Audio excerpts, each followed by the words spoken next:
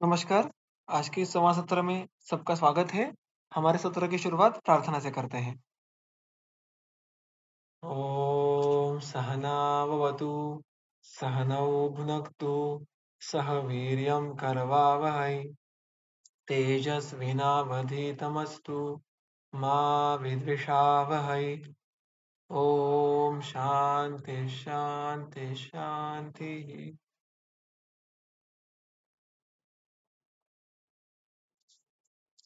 हमने अभी तक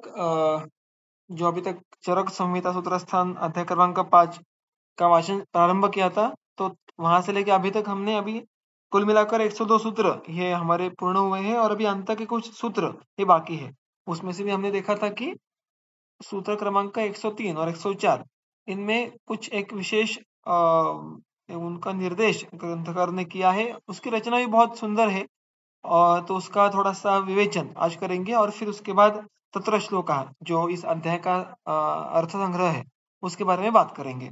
तो देखिए हमने आपको स्मरण होगा तो मात्राशी स्यात् यहाँ से इस अध्याय की शुरुआत की थी, वहाँ पे मात्रा के बारे में और गुरु लघु इत्यादि के बारे में चर्चा थी और फिर नित्य सेवनीय द्रव्य, असेवनीय द्रव्य ऐसा कहते नित्य कार्य, अवश्य कार्य ऐसे कौन से हैं अंजनादि का, उनकी चर्चा शुरू होती है और अंजन से लेके जो अंत में दंड धारण था, यहाँ तक हम नित्य यानी अवश्य जो नित्य रूप से कार्य करने ही करने हैं, उनके वर्णन के बारे में देखकर अब यहाँ पे वो उसका समारोप जो या उपसंहार करने पे आ जाते हैं।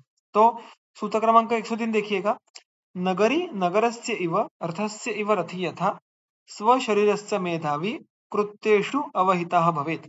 हम कहते हैं ना बहुत बार कि मॉरल ऑफ द स्टोरी कि इस सारी अध्याय के जो उन्होंने हमें एक मैसेज दिया है, उसका अगर हम सार देखें तो उन्होंने वो सार यहाँ पे कहा है कि अल्टीमेटली ये सारी बातें अगर आप देखो तो इतना सारा और उन्होंने कहा है कि ये सारी अवश्य कार्य हैं। यानी हम इस अध्याय में नित्य रूप में रेगुलरली एक व्यक्ति ने स्वस्थ रहने के लिए जिन कार्यों को अवश्य नित्य रूप से रेगुलरली करना चाहिए, उनके बारे में ही बात कर रहा है।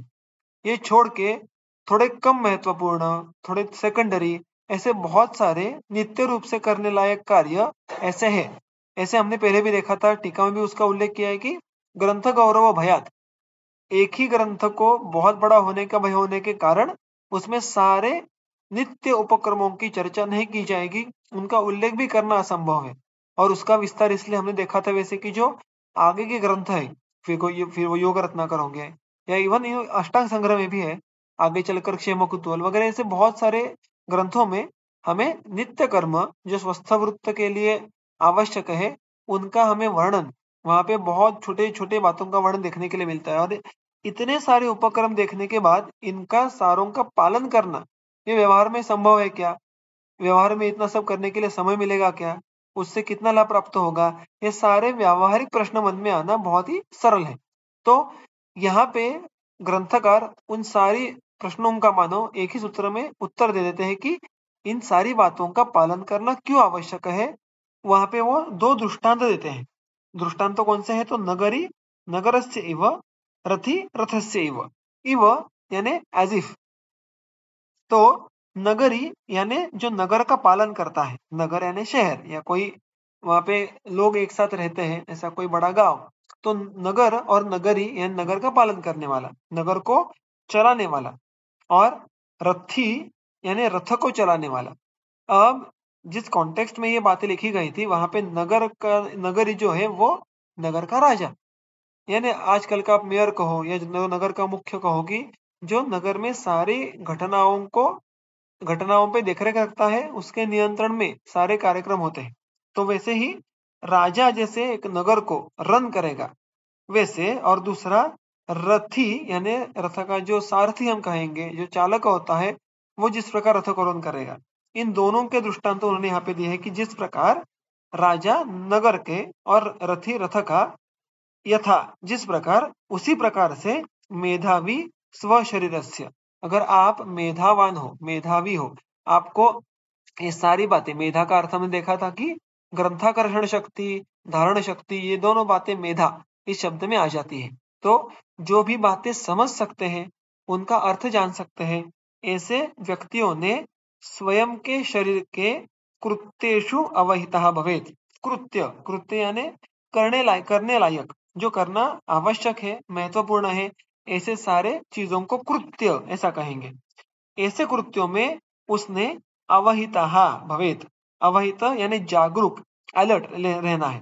यानी एक राजा जितने अच्छे से अपने नगर को रूल करेगा, एक रथी यानी आज के कॉन्टेक्स्ट में एक ड्राइवर एक शोफर जितना अच्छा एक गाड़ी चलाने का प्रयास करेगा, उतना ही अच्छे से प्रयास एक मेधावी व्यक्ति ने स्वयं के शरीर के प्रति जो भी हमने इस अध्याय में और कृत्य कहे हैं, यानी जो करने के लिए आवश्यक चीजें कही हैं, उनको करने प्रति उसने अवहित रहना आवश्यक है।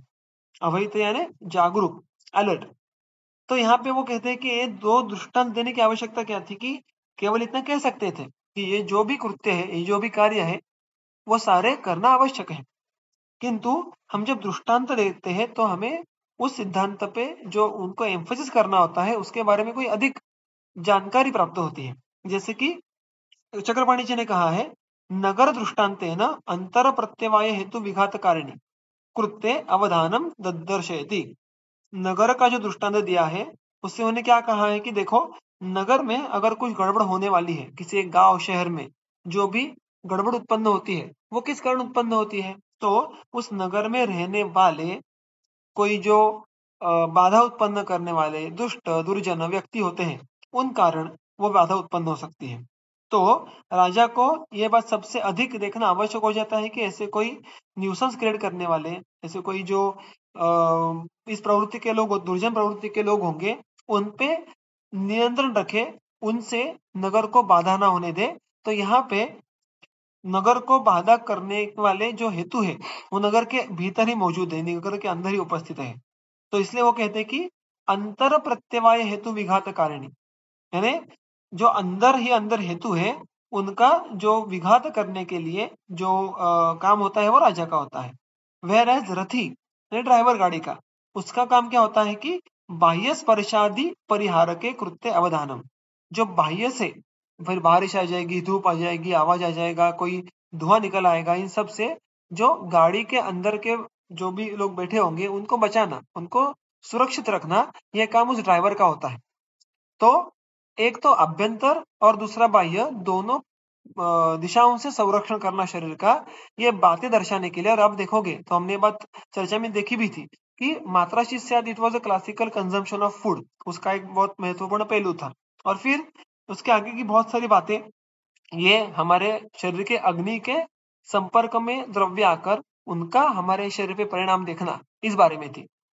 और फिर उससे किस प्रकार अनेक विध फल प्राप्तियां होती है, ये बात हमने देखी थी। सो इट वॉज सम उपक्रम वॉज बीइंग इम्प्लीमेंटेड, और उनके फल हमें विदिन ऐसे देखने के लिए मिलते हैं, within the body. Where as हमने स्पेशली जो अंत के कुछ उपक्रम देखे थे, फिर वो निर्मलांबर धारण होगा, छत्र धारण होगा, इनका जो एक मुख्य प्रयोजन था कि जो बाह्य आगंतु इस प्रकार के हेतु विशेष है, उनसे शरीर की रक्षा करना। तो इन दोनों बातों को भूलना नहीं है। इन सारे कृत्यों का स्वीकार करने के लिए उन्होंने इनका डिवीजन किया है कि शरीर के अभ्यंतर और शरीर के बाह्यतः, दोनों दिशाओं से शरीर के रक्षण करने प्रति जो भी आवश्यक कृत्य है, करने लायक चीजें हैं, उनका सेवन करने प्रति जागरूक रहना, अलर्ट रहना, अवेयर रहना, ये मेधावी व्यक्ति ने करना चाहिए स्वयं के खुद के शरीर के लिए। और यहाँ पे इसलिए चक्रपाणी जी क्या कहते हैं, देखो पहली पंक्ति में कि संप्रति अनुक्त स्वस्थ विधि उपसंग्रहार्थम, कि ऐसी जो जो स्वस्थ वृत्ति की विधियां हैं, जो जो स्वस्थ वृत्ति के लिए आवश्यक कर्म है, जो इस अध्याय में कहीं भी नहीं गए हैं, उनका भी समावेश वो यहाँ पे करते हैं, जिससे कि ग्रंथों को अल्प वक्तव्य की बाधा नहीं आती। क्योंकि एक तंत्र दोष होता है कि अल्प वक्तव्य यानी आवश्यकता से कम वर्णन किया।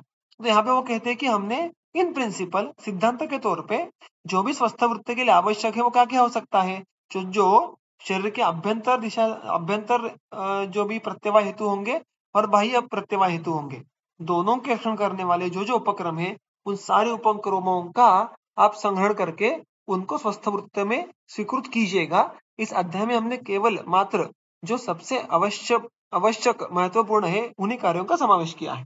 और फिर भवंती छात्र, भवति चात्र ये जो आगे का सूत्र है वो देखिए, वो इन कनेक्शन विद दिस अध्याय ओनली है। मृत्युपाया निषेवेत यस्यु धर्मा विरोधिनः शमम अध्ययनम चैव सुखम एवं शमश्नुते। मृत्युपाया निषेवेत, अब यहाँ पे एक प्रश्न है आपको। चरक संहिता सूत्रस्थान के पहले अध्याय में ऐसा वचन था कि धर्मार्थ काम मोक्षाणाम आरोग्यम मूलम उत्तमम रोगाः तस्य अपहंतारः श्रेयसो जीवितस्य च।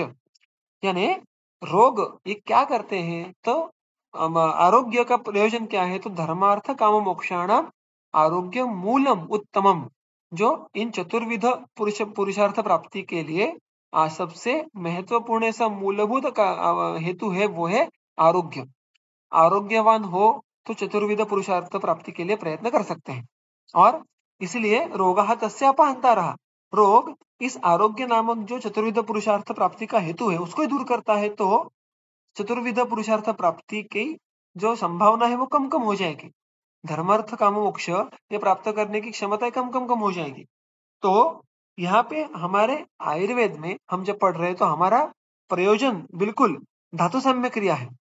सामने के व्यक्ति में, रुग्ण में, स्वस्थ में, जो भी हो, उसमें धातु साम्य बना के रखना, ये धातु साम्य बनाना, ये हमारा प्रयोजन है। किंतु एक बार धातु साम्य बन गया, एक बार कोई व्यक्ति स्वस्थ है, तो स्वास्थ्य का प्रयोजन क्या है? What is the purpose of health, what is the purpose of स्वास्थ्य? तो यहाँ पे वो बातें कहते हैं हमें सूत्र में कि हम स्वस्थ वृत्त आपको कह रहे हैं, आप स्वस्थ वृत्त का पालन करेंगे, स्वस्थ हो जाएंगे, हेल्दी हो जाएंगे। उसके आगे क्या, what is to be done with that health? तो वो कहते हैं कि देखिए, मृत्युपाया निषेवेत ये स्युः धर्मा विरोधिनः शमम अध्ययनम चैव सुखम एवं शमश्नुते। तो it is indirect description of पुरुषार्थ। कैसे है देखिएगा, मृत्युपाया निषेवेत, तो स्वस्थ व्यक्ति ने क्या करना है, नीचे चक्रवाणी जी भी बहुत सुंदर वर्णन करते हैं कि प्रधान भूताम शरीर प्रत्यवेक्षाम कृत्वा स्वस्थेन सता यद अन्यच्च कर्तव्यम तदाह, कि शरीर के प्रति जो सबसे प्रधान इस प्रकार की अपेक्षा है, जो हमें उसके प्रति ध्यान देना है, वो स्वस्थ वृत्त है। तो स्वस्थ वृत्त का पालन करने के बाद, जैसे स्वस्थ वृत्त है, वृत्त यानी हमारा बर्ताव, हमारा वर्तन, या कुछ करना है, वैसी क्रिया। तो स्वस्थ रहने के लिए जो क्रिया करनी है, जो वर्तन करना है, वो शरीर के लिए सबसे प्रधान है। वो तो कह के हो गया, अब उसके आगे क्या करना है, तो उसके आगे वृत्त्युपाया निषेवेत, वृत्ति वर्तन, यानी हमें इस हमारे जिंदगी में, हमारे आयुष्य में अगर सरवाइव होना है, हमें हमारे जो जिम्मेदारियां हैं उनको पालन करना है, पार करना है, तो उसके लिए हमें कोई योग्य वर्तन, ये हमें कोई आजकल की भाषा में कोई योग्य प्रोफेशन या कोई योग्य काम ऐसा ढूंढना आवश्यक होता है कि जिससे हमारी जिंदगी आगे बढ़ती रहे, जिससे हमें आवश्यक साधनों की प्राप्ति हो और जिसके द्वारा हमारा जीवन ये सुखपूर्वक व्यतीत हो। तो ऐसे मृत्युपायों का आप सेवन कीजिएगा, यानी उपाय, यानी जिनके द्वारा हमको इस जिंदगी में सर्वाइव होने के लिए, जिंदगी जीने के लिए आपको साधन प्राप्त होंगे, ऐसे उपाय। फिर टीका में क्या कहते हैं, कृष्यादयो धनैषणायाम तीसरे वाच्य। तीसरे शनि अध्याय में प्राणेषणा, धनैषणा, परलोकैषणा, ये जो वर्णन आया है, उसमें जो धनैषणा है वहां पे क्या दिया है, तो धन की प्राप्ति के लिए आप कौन कौन से उपाय, यानी कौन कौन से जॉब प्रोफाइल्स, कौन कौन से प्रोफेशन, कौन कौन से काम आप करना, ये धर्म विरोधी नहीं है। इस प्रकार के काम आप कर सकते हैं जिनसे आपको आपको जो आवश्यक साधन है, फिर वो आवश्यक पैसा होगा, कपड़े होंगे, वॉट एवर इट इज, वो प्राप्त होंगे।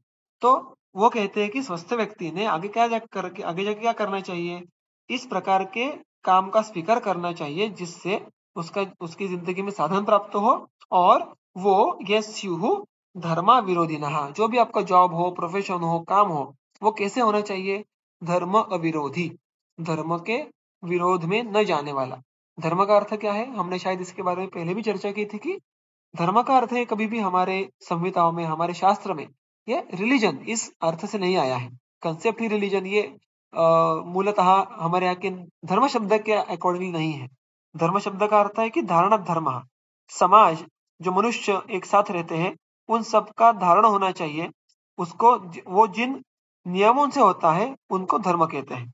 तो धर्म जिससे कि किसी समाज का देयर इज हमेशा कैसे कहते हैं कि सार्वत्रिक लाभ होने के लिए जो आवश्यक नियमावली है उसका गठन ये धर्म के अंतर किया जाता है। अतः हम जब भी ये कोई भी काम करें, जॉब करें, बिजनेस करें, कोई भी करे, वो इस प्रकार के धर्म के अविरुद्ध होना चाहिए। उसमें हमारे काम के कारण किसी अन्य व्यक्ति के सुख में बाधा नहीं आनी चाहिए। ये एक प्री कंडीशन यहाँ पे कहते हैं। तो देखिए, वो पाप पुण्य, सत्कर्म दुष्कर्म के बारे में भी चर्चा करते हैं अल्पतः संक्षेप में स्वस्थ वृत्ति के अधिकरण में, कि स्वस्थ व्यक्ति ने ऐसे ही प्रकार के काम का चयन करना है जिससे धर्म की हानि नहीं होगी और उसके साथ साथ शमम अध्ययनम चैव सुखम एवं शमश्नुते, जिस प्रकार के मृत्युपायों का निषेवन करना है उसी प्रकार शमम और अध्ययनम चैव, शम और अध्ययन इनका भी सेवन हमें करना है। तो मृत्युपाय, शम और अध्ययन इन तीन बातों का सेवन करने के लिए कहा है। तो मृत्युपाय को तो हमने देखा, शम का अर्थ टीकाकरण दिया है शांति। शांति यानी क्या, किस बात की शांति? तो प्रायः हमारे शास्त्रों में शांति का अर्थ शुरू होता है इंद्रिय और मन, यहाँ तक आके वो रुक जाता है। यानी अंतःकरण, मन, इन पे निग्रह, इस पे एक नियंत्रण लाने का प्रयत्न करना, इसको शम कहा है, शांति कहा है। और अध्ययन का अर्थ टीका करने लिया है कि वेदों का अध्ययन। तो जब हमें इस प्रकार का स्वास्थ्य प्राप्त हो, हमें कोई अच्छा जो हमारे कमाई के लिए धर्म के अविरुद्ध ऐसा कोई मीन, ऐसा कोई टूल प्राप्त हो, उसके साथ साथ उन्होंने कहा है कि उसके बाद नहीं, उसके साथ साथ चैव, उसके साथ साथ ही इंद्रिय मन इन पे नियंत्रण रखने की प्रयत्न के लिए इनके नियंत्रण के लिए प्रयत्नशील रहना और वेदों का अध्ययन करना, वैदिक वाङ्मय का अध्ययन करना, ये सारे कर्तव्य होते हैं एक स्वस्थ व्यक्ति के। इससे होता क्या है, ये सारी बातें क्यों करनी है? देखिए, यानी आयुर्वेद का प्रयोजन क्या है? धातु साम्य क्रिया। धातु साम्य क्रिया प्राप्त हो गई, फिर उस धातु साम्य यानी स्वास्थ्य का प्रयोजन क्या है? तो इन प्रकार धर्म विरुद्ध मृत्युपाय का निषेवन करना, उसके बाद शम, अध्ययन, इनका निषेवन करना। लेकिन इनका भी निषेध करके करना क्या है हमें? अल्टीमेटली हमारा ऑब्जेक्टिव क्या है? एवं सुखम समश्नुते। अगर आप इसी प्रकार से सारी विधि या सारे क्रम का पालन करो, इसी प्रकार से आप चीजों को जो कमाने के लिए प्रयत्न पूर्वक कोशिश करो, तो सुखम प्राप्त समश्नुते, सुख का लाभ आपको होगा, आप सुख का सेवन करोगे। और देखिए, हमारे अगर जीवन में जो हमारा एक जो सोल प्रयोजन रहता है, जो अटमोस्ट प्रायोरिटी रहती है, वो सुख रहता है। हमारी सारी क्रियाएं जो कॉन्शियस सबकॉन्शियस क्रियाएं हैं, उनका ड्राइविंग फोर्स क्या रहता है? तो हमें सुख प्राप्ति होनी चाहिए। तो अल्टीमेटली यहाँ पे एक ही सूत्र में ग्रंथकार ने बहुत सुंदर पद्धति से किस प्रकार स्वास्थ्य से लेकर सुख तक का जो एक प्रवास है, जो सफर है, वो किया जा सकता है, उसका संक्षेप में वर्णन किया है। और इसलिए वो कहते हैं कि देखिए, टीका ने भी बहुत, चक्रपाणि ने और गंगाधर जी ने भी इसमें बहुत ही सुंदर टीका लिखी है। चक्रपाणि जी क्या कहते हैं, देखो, एतेन कृष्यादिभ्यः अर्थः, आप कृषि, पशुपालन, ऐसे जो भी आपको काम करने हैं, जॉब करने हैं, प्रोफेशन परस्यू करना है, उससे क्या प्राप्त होगा? अर्थ प्राप्ति होगी। अर्थ ये चतुर्विध पुरुषार्थों में से एक है। शांति अध्ययनाभ्याम धर्मः, शांति, अध्ययन, इन प्रकार के जो आपके दिन भर के उपक्रम होंगे, उनसे धर्म की प्राप्ति होगी। और अर्थ धर्माभ्याम से सुख लक्षण कामः, आप ऐसे विधिवत अर्थ, विधिवत धर्म, इनका पालन करो तो सुख लक्षण जिसका है, इसे काम की प्राप्ति होती है। तो देखो, धर्म, अर्थ, काम, इस प्रकार त्रिविध पुरुषार्थों की प्राप्ति करने का साधन ये हमारा स्वास्थ्य है। और इसी प्रकार से जो हमने पहले देखा था कि चतुर्विध पुरुषार्थ, क्योंकि अगर ये तीनों वर्गों का अनुष्ठान करें, तो फिर उसके आगे हमें मोक्ष प्राप्ति के लिए भी हमारा जो सफर है वो शुरू करना संभव हो जाता है। ये गंगाधर जी जो है वो तो कहते हैं कि सुख का अर्थ हम दोनों प्रकार से ले सकते हैं, काम और मोक्ष। काम यानी जो जो प्लेजर होते हैं, जो किसी कारणवशात होते हैं, हम किसी कारण से खुश होते हैं, उसको सुख कहा है कामना द्वारा। और मोक्ष ये किसी निष्कारण, किसी कारण के बिना खुश होना, सुखी होना, उसको मोक्ष कहा है। तो अंत में जो सुख सुख शब्द आया है, गंगाधर जी कहते हैं कि अगर आप इसी पद्धति से आपका जो अध्ययन है, मृत्युपाय है, शम है, इनका पालन करते रहो, तो आप मोक्ष के मार्ग पर आगे बढ़ते जाओगे। और जिस प्रकार इस स्वास्थ्य के लिए आयुर्वेद ये शास्त्र है, उसी प्रकार धर्म के अध्ययन के लिए हमारे पास सैकड़ों ग्रंथ है। हमारे वैदिक अध्ययन के लिए, संबंध के लिए, शांति के लिए, ऐसे अन्य बहुत सारे ग्रंथ है। उनका अध्ययन करके मोक्ष प्राप्ति के राह पर चलना, और जो चरक सूत्र स्थान पहले अध्याय में दिया है कि चतुर्विध पुरुषार्थ प्राप्ति के लिए प्रति प्रयत्नशील रहना, ऐसा हमें करना है। इसका फिर एक बात स्मरण हमें चरकाचार्य करवाते हैं कि स्वास्थ्य प्राप्ति हो गई, यहाँ पे हमारा सफर पूरा नहीं हुआ बल्कि शुरू हुआ है। Now you can explore the purpose of our lives, विचार धर्मार्थ काम मोक्ष। तो इतनी बड़ी एक सोच हमें इस सूत्र में मिलती है। सो इन नटशेल जो गंगाधर जी स्पेशली कहते हैं कि ये जो सूत्र है इसमें के प्रति प्रयत्नशील रहना एक स्वस्थ व्यक्ति ने इसका निर्देश किया है, और उसके साधन अत्यंत संक्षिप्त पद्धति से कहे गए हैं। इसका विस्तार ये धर्मशास्त्र और अध्यात्म शास्त्र में किया जाएगा, ये बात हमें यहाँ पे समझ के लेनी है। और इस प्रकार से यहाँ पे सही मायने में यह अध्याय पूर्ण होता है। सो अध्याय स्टार्ट विथ मात्राशिष्य। देखिए इस अध्याय का नाम है मात्राशितीय। तो मात्रावत आहार का सेवन करो, यहाँ से लेकर आप सुख का सेवन कर सकते हैं, मोक्ष प्राप्ति तक पहुंच सकते हैं। इतना एक बड़ा लीप, इतना एक बड़ा जो जर्नी है वो केवल 100 के आसपास सूत्रों में हमें चरकाचार्य ने दिखाई है। That is the beauty of Charak Samhita. प्रायः अष्टांगरुदय ये आपको जो कि इस शरीर के परे है, यानी मोक्षादि बातें होंगी, आत्ममनय बातें होंगी, इसके बारे में इतना निर्देश नहीं करेंगे। उन्होंने उनका जो एक अधिकरण है, लिमिट है, वो मार्क करके रखा है कि जन्म और मरण इसके बीच की जो बातें हैं वो मैं आपसे करूंगा। लेकिन चरकाचार्य आपको बहुत बड़ी विजन देते हैं। वो आपको इस हमारे जीवन का प्रयोजन यहाँ पे नहीं, बार बार बहुत सारे सूत्र स्थानों के अध्याय में और मुख्यत्वे शारीर स्थान के पहले अध्याय में दर्शाते हैं। And that is the depth and beauty of Charak Samhita कि स्वस्थ वृत्त के पहले अध्याय में उन्होंने मात्राशी से लेकर मोक्ष प्राप्ति तक का एक जो हमें सफर का एक दर्शन दिया है, वो हमें बहुत ही महत्वपूर्ण यहाँ पे प्रतीत होता है। और यहाँ पे इसके बाद फिर तत्र श्लोका, यानी इस अध्याय में जिन जिन विषयों का वर्णन किया है उनका इंडेक्सिंग एक प्रकार का मानो यहाँ पे किया गया है। तो ये सूत्र क्रमांक 105 से लेकर 111 तक आपको फिर एक बार एक बहुत ही फास्ट रिवीजन देखने के लिए मिलेगी कि इस ग्रंथ में किन किन मुद्दों का यहाँ पे वर्णन किया है। तो मैं सूत्र से पढ़ूंगा, बहुत ही बातें बहुत ही सादी सरल है, तो उसमें कोई विशेष वर्णन की आवश्यकता नहीं है। आप भी एक बार मन ही मन में इन अध्याय में हमने किन किन बातों के प्रति विवेचन देखा उनका स्मरण करने का प्रयास करें। तत्र श्लोकाः मात्रा द्रव्याणि मात्रांच संश्रित्य गुरुलाघवम्। मात्रा, द्रव्य और मात्रा के आश्रय से गुरु लाघवत्व कैसे होता है, ये बातें हमने देखी। द्रव्याणाम गर्हितो अभ्यासः येषाम येषाम से शस्यते, यानी द्रव्यों में जिनका नित्य सेवन करना ये निषिद्ध कहाँ है, जिनका नित्य सेवन करना ये प्रशस्त कहाँ है, ये बातें भी हम इस अध्याय में देखी। अंजनम धूमवर्तिश्च त्रिविधावर्ती कल्पना, धूमपान गुणाः कालाः पानम पानमानम च यस्य यत्। तो बाकी तो बातें स्पष्ट है। पानमान यानी तीन तीन आपान, ये 3 बार लेने हैं, ये सारी बातें। फिर दिन भर में कितनी बार लेने हैं धूमपान के आपान, ये सारी बातें हमने देखी है। व्यापत्ति चिन्हम भैषज्यम धूमो यशम विगरहिता। तो धूमपान के व्यापत्ति के लक्षण कौन से होते हैं, उसकी चिकित्सा क्या है, धूमपान निषिद्ध किन में है, ये बातें। पेय यथा यन्मयंच नेत्रम यस्य च यद्विधम, उसका पानार्थ जिस प्रकार के नेत्र का उपयोग करना है, जिससे वो बनाना है, और वो जिस जिस प्रकार की उसकी रचना होनी चाहिए, इन सारी बातों का भी वर्णन हमने इस अध्याय में देखा। नस्य कर्म गुणाः नस्त कार्यम यच्च यथा यदा, जो नस्य कार्य है उसके कर्म गुण वो कब करना है, कैसे करना है, ये सारी बातें।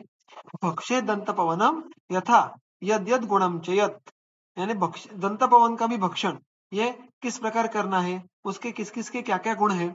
यदर्थम यानी च अस्य न धार्याणी कवलग्रह, और किस प्रयोजन से किन द्रव्यों का मुंह में धारण करना है, कवल ग्रह के बारे में भी देखा। तैलस्य ये गुणाः दिष्टाः शिरस तैल गुणाश्चये, तैलस्य कवल ग्रह, तैल का कवल ग्रह करने पे क्या गुण होते हैं। शिरस तैल गुणाश्चये, शिर प्रदेश पे तैल भंग करने से क्या गुण प्राप्त होते हैं। कर्ण तैले तथा अभ्यंगे पादाभ्यंगे अंगमार्जने स्नाने वाससि शुद्धे च सौगंध्य रत्नधारणे सुस्पष्ट है। शौचे संहरणे लोमनां पादत्र छत्र धारणे गुणाः मात्राशितीये अस्मिन् तथोक्ता दंड धारणे। तो हमने देखा वैसे कि मात्रा से लेकर दंड धारण तक जो भी गुण कर्म है, इन सारे बहुत सारे उपकर्मों के उनका मुख्य वर्णन हमें इस अध्याय में देखने के लिए मिलता है। और इस प्रकार इति अग्निवेश कृते तंत्रे चरक प्रति संस्कृते श्लोक स्थाने मात्राशितियो नाम पंचमोध्यायः समाप्तः। और इस प्रकार मात्राशितिय नामक जो 5वां अध्याय है वो समाप्त हो जाता है। और इसलिए इन हर एक अध्याय में चरक संहिता में आपको अंत में ये तत्र श्लोक जिनके बारे में चक्रपाणी जी ने कहा है कि अध्याय अर्थ संग्रह ऐसा देखने के लिए मिलता है। तो इसके द्वारा हमें इस अध्याय का इंडेक्सिंग देखने के लिए मिलता है। ये बात यहाँ पे फिर एक बार समझ के लेना आवश्यक है। और इस प्रकार स्वस्थ चतुष्क का पहला अध्याय यहाँ पे संपूर्ण हो जाता है। और इसी कॉन्टेक्स्ट में जो दूसरा अध्याय है उसका भी प्रारंभ यहाँ पे बिना रुके करेंगे। षष्ठोऽध्यायः अथातः तस्याशितीयम् अध्यायं व्याख्यास्यामः इति अस्माः भगवान् आत्रेयः। अब जो ये छठा अध्याय है उसका तस्याशितीय नामक अध्याय है और इसका वर्णन मात्राशितीय अध्याय के बाद आता है। तो नीचे चक्रपाणी जी क्या कहते हैं, मात्राशितीये मात्रावत आहारस्य बलादि हेतुत्वं प्रतिपादितम। आप मात्राशितीय अध्याय में जो शुरुआत में ही मात्रावत आहार सेवन करने के लाभ क्या थे, अगर आपको स्मरण रहेंगे तो वहां पे उन्होंने कहा था कि बल वर्ण सुखायुषा, बल वर्ण सुख आयुष इनकी प्राप्ति होती है। वो जो सारे उसके फल है वो ऋतु सात्म्यम अपेक्ष कृतस्य आहार से भवति। अभी यहाँ पे वो एक कंडीशन डाल रहे हैं, इसके बारे में उन्होंने अभी तक 5वें अध्याय में बात नहीं की थी। उन्होंने वहां पे केवल कहा था कि मात्राशित स्यात्, और फिर मात्रावत आहार सेवन करने के बाद वो हमने देखा था कि प्रकृति में अनुपहत्य यथा कालम जराम गच्छति, वो सम्यक मात्रा होती है और उसके हमें बलादि की प्राप्ति होती है।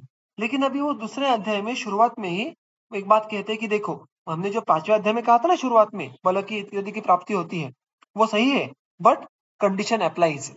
इसको एक कंडीशन है, वो क्या है, ऋतु सात्म्यम अपेक्ष कृतस्य आहारस्य। वो सारे फल थे ना, उनको किसी विशिष्ट बात की अपेक्षा है। किस बात की अपेक्षा है, उसको ऋतु सात्म्य की अपेक्षा है। तो उस आहार को जब ऋतु सात्म्य के अनुसार हम देखेंगे तो ही हमें बलादि जो हेतु है उनकी प्राप्ति होगी।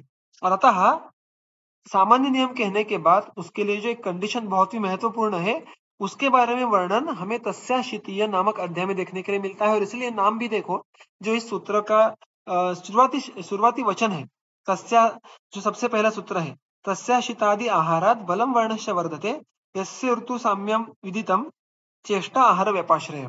इसका जो सबसे पहला पद है तस्याशिति, तस्याशितादि, उसके आधार पर इसका नाम लिखा गया है। और मात्राशितीय तस्याशितीय, इसमें एक कनेक्शन भी है कि मात्राशित स्यात्, जो मात्रावत आहार का सेवन करता है उसका, तस्य यानी उसका, तस्य ये षष्ठी विभक्ति का रूप है।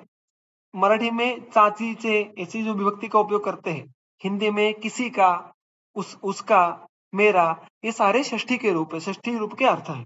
वैसे ही तस्य, उसका, किसका, अशितादि आहारात बलम वर्णस्य वर्धते। तो सूत्र का लिटरल मीनिंग क्या है देखिएगा, कि उस व्यक्ति का अशितादि आहारात, अशितम खादितम पीतम लीढ़म, इस प्रकार का जो चतुर्विधा आहार है उससे बल और वर्ण का वर्धन होता है।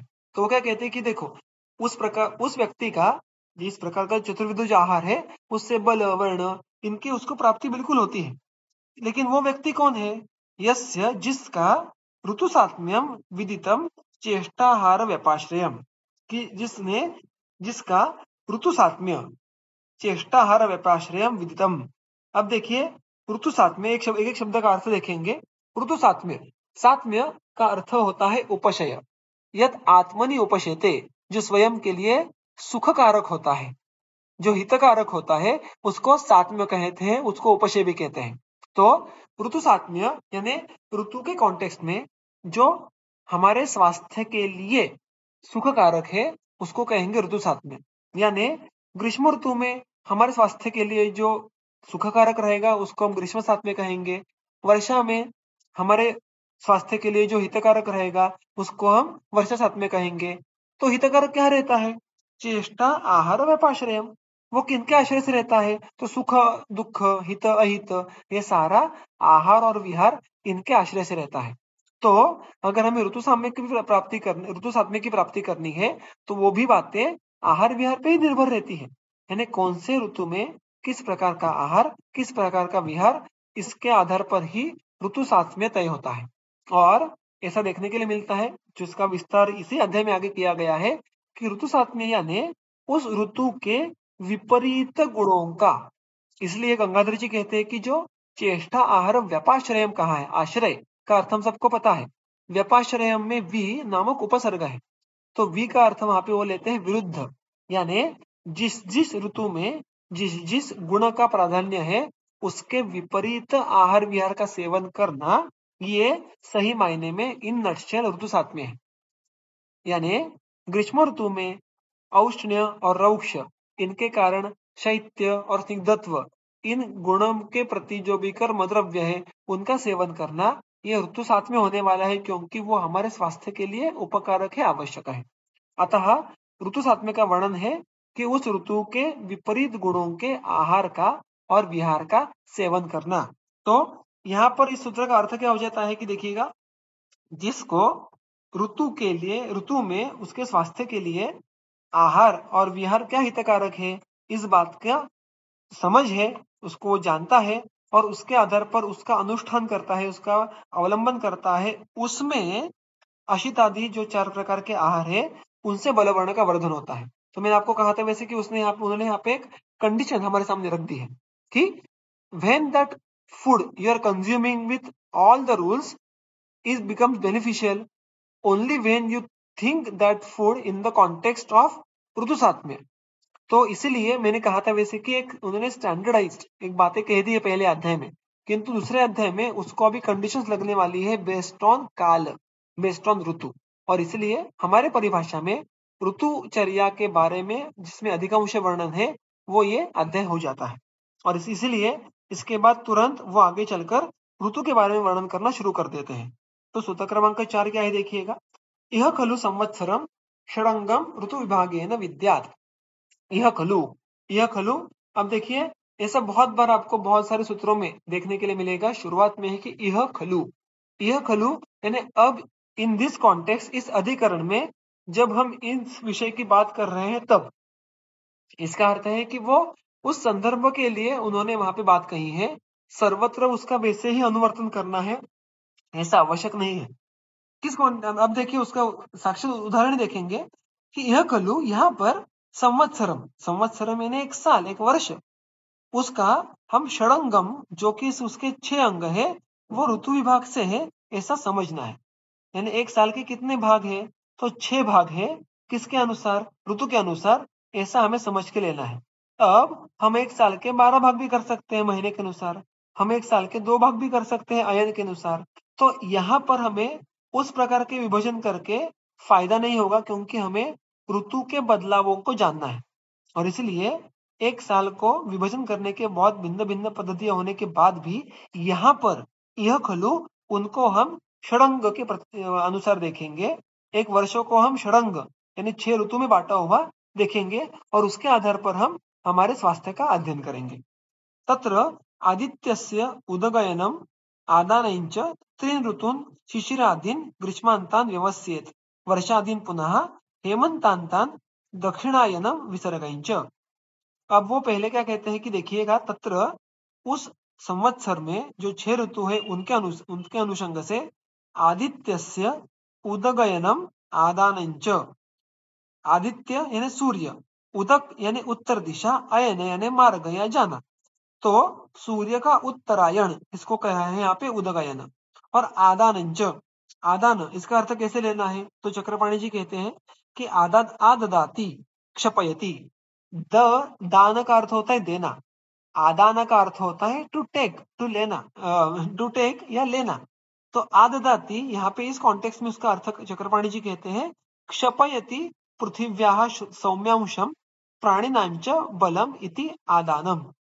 ये जो चर्चा चल रही है कि जो आदित्य से उदगायनम और आदानम च 3 ऋतु शिशिरादीन ग्रीष्मांतान व्यवस्थित, शिशिर से लेकर ग्रीष्म, ये जो 3 ऋतु है यानी शिशिर वसंत ग्रीष्म, इनमें आदान यानी एग्जैक्टली क्या होता है, तो यहाँ पे काल काल नामक जो द्रव्य है वो पृथ्वी से, हमसे कुछ तो लेता है। It takes something from us, इसलिए उसको आदान काल कहा है। वो क्या लेता है?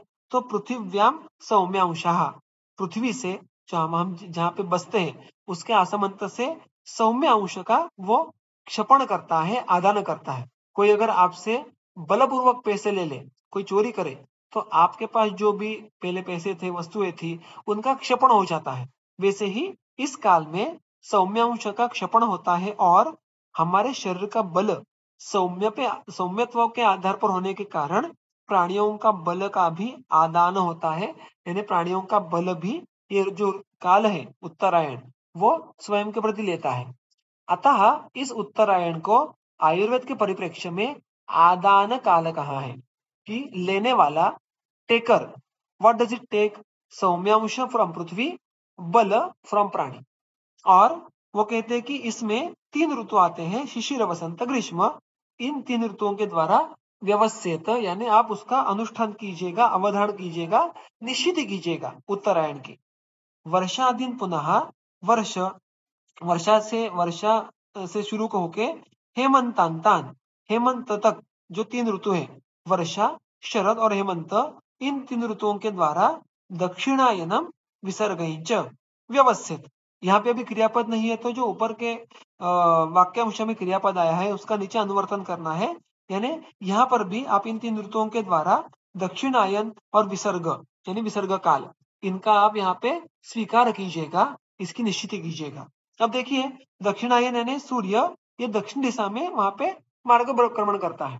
हम सबको ये बात पता है कि साल के 6 महीने में सूर्य gradually shift to the north and again shift to the south. ये उसका जो एक संक्रमण है वो कंटिन्यूसली चलते रहता है। अब यहाँ पर विसर्ग इस शब्द का भी बहुत सुंदर अर्थ किया है। चक्रपाणी जी कहते हैं विसृजति जनयति, कुछ तो नया उत्पन्न करना, कुछ तो देना, इसको विसर्ग कहा है। तो यहाँ पे to take and to give, ऐसे एक डिवीजन करके रखा है उन्होंने। आदान काल में something is taken from us, विसर्ग काल में something is given, something is produced within us. वो क्या है देखिएगा, विसृजति जनयति आप्यम अंशम प्राणिनाम च बलम इति विसर्गः।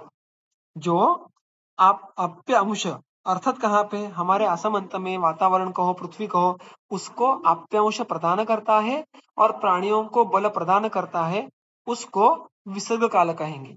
अब देखिए, ये जो सौम्यांश और बल, इसको लेना और उसको फिर देना, to take and to give, ये करता कौन है? सूर्य करता है क्या?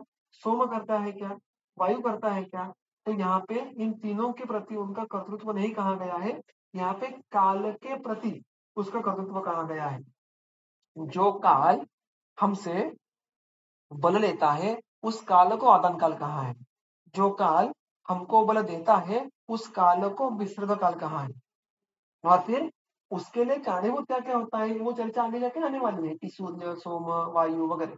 किंतु एक बार, बहुत बार हम आगे बिना समझे आगे निकल जाते हैं कि यहाँ पे कर्तृत्व काल नामक द्रव्य के पास है। और इसीलिए उन्होंने कहा है कि देखो, ये काल नामक जो द्रव्य है उसका संवत्सर यानी 1 वर्ष, उसका विभाजन हम कर रहे हैं। तो ये यहाँ पे काल वशात जो बदलाव होते हैं उनको समझ के लेना हमें आवश्यक है। और इसीलिए वो नीचे कहते हैं कि ये जो संज्ञा की गई है, आदान काल, विसर्ग काल, ये क्यों कही गई है? तो व्यवहार के लिए, आयुर्वेद का जो व्यवहार है वो समझने के लिए हमें उत्तरायण ये भाषा के नहीं चलेगा, हमें उसको आदान काल कहना पड़ेगा। तो हम समझ पाएंगे कि समथिंग इज बीइंग टेकन। दक्षिणायन कह के कुछ काम नहीं होगा, विसर्ग काल कहना पड़ेगा, देन वी कैन अंडरस्टैंड कि समथिंग इज गेटिंग गिवन। और वो इसलिए कहते हैं कि इस प्रकार से आयुर्वेद के कॉन्टेक्स्ट में आदान और विसर्ग ऐसी परिभाषाओं का ज्ञान हमें करके लेना आवश्यक हो जाता है।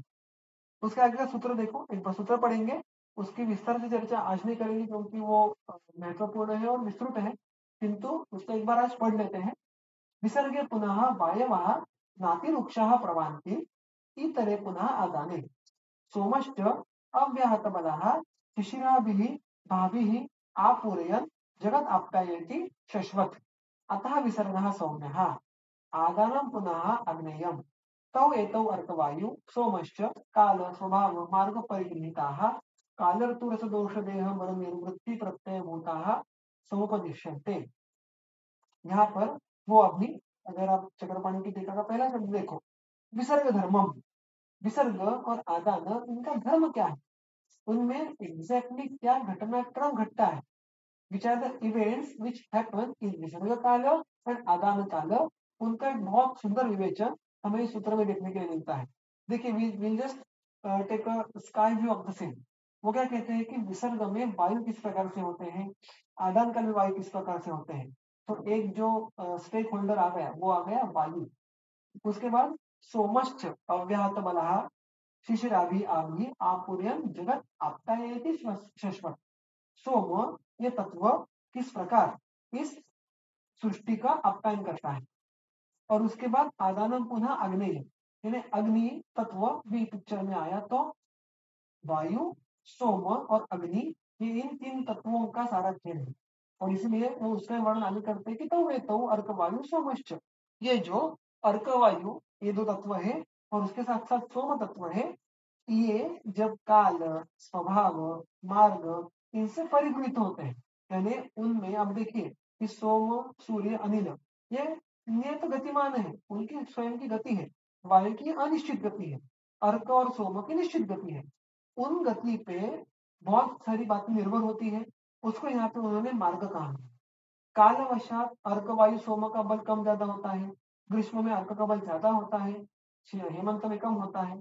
स्वभाव, उनके स्वयं के कोई स्वभाव है। अर्क अर्क अगर अर्क के बारे में बात करें तो वह उष्ण के कारण, रौक्ष के कारण ये अप्यौष कम करेगा। वायु ये केवल रुक्ष है, सोम ये शीत स्निग्ध है।